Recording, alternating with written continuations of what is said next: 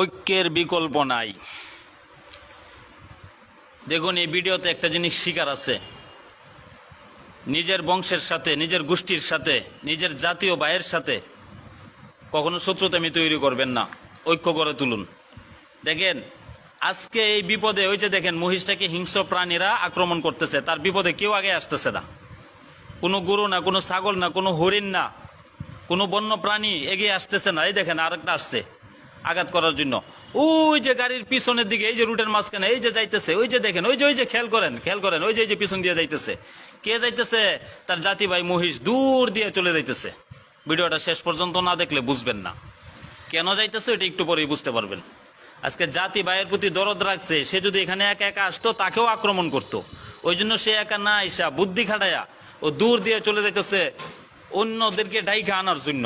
দেখেন দেখেন ভাই, দেখেন মহিষটাকে